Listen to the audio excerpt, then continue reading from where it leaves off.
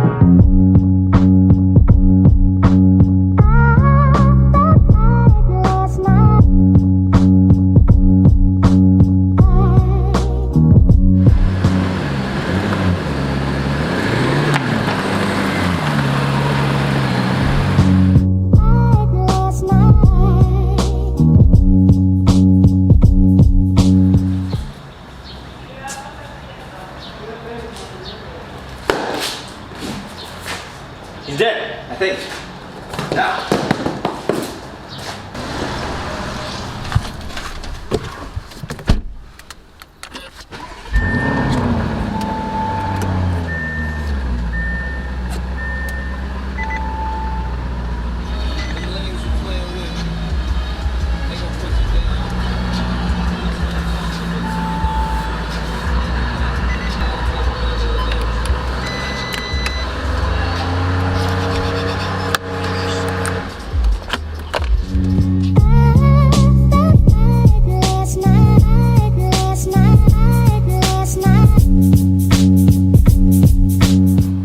These handles were so confusing to me when I first took off this handle for this car. So there's a screw here, right? You loosen the screw all the way, it won't come out. It'll stop twisting up to a certain point. You release it like this, and then you're supposed to take this out when you take out handles. That's stuck in there, it's not coming out. You actually have to push. Oh, now I can't even find it. You have to push the screw in. There you go. Screw it. You push it in like a button, and then this piece comes out, and then this piece comes out. Come on. There you go. For those that I guess don't know how to take off a Urus handle, there you go. Normally with these cars, I take everything apart. You know, I'll take off the mirror, this gasket here. I'm gonna take this off, but for now, I'm just gonna wrap everything on the car. The handle does have to come off, this has to come off. But all these pieces, I'm just gonna wrap on the car. I already spoke to the client. They just want it quick. They don't want, you know, a perfect job. You know, anything that involves taking apart everything takes longer and costs more. So, I mean, you're really not gonna notice wrapping it with or without these panels. I mean, it's a dark color going to satin black, so it doesn't really matter. If this car was white, everything would have to be taken apart, but luckily it's dark blue.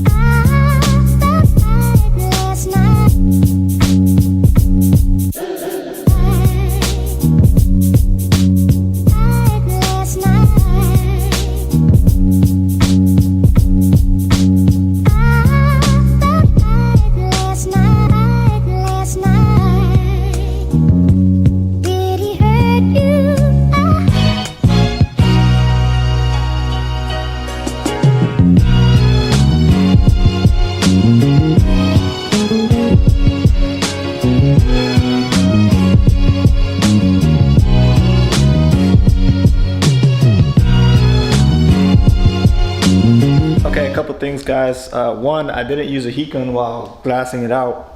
I still have to use a heat gun for the door handle area, but I kind of wanted to point out that you can wrap a panel with just straight technique, and I like to go slow with a car like this. It has two very sharp angles, one in the middle and one at the bottom. So to make sure I didn't get any glue lines or anything, I just went slow without a heat gun or anything like that. Went all the way down, no issues with it, no lint or anything like that. Now I'm just gonna heat up the edges, cut and tuck.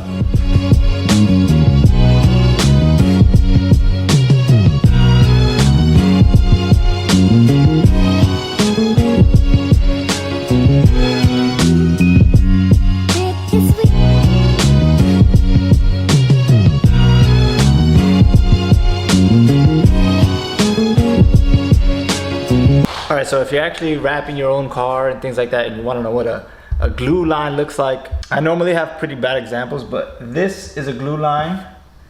You can see there's none around the door, but right here, let me zoom in. This right here, so this is a glue line. And this came up because the screw was here, it was holding the vinyl up. And then once I cut around it and I tucked it, this glue line came up. That's where the vinyl was kind of just sitting before it was tucked. And that's what causes a glue line. So you have to kind of be careful with avoiding things like this. This won't be seen, this whole piece gets covered, so that doesn't really matter. Yeah, I mean, that's something that a lot of people ask me about, like, what is a glue line? Does a glue line even matter? How does it happen and things like that? That's how it happens. If you use too much heat or if you let the vinyl rest for too long, that's kind of what happens. So yeah, I just gotta open the door, tuck this in, and we should be good to go with the door.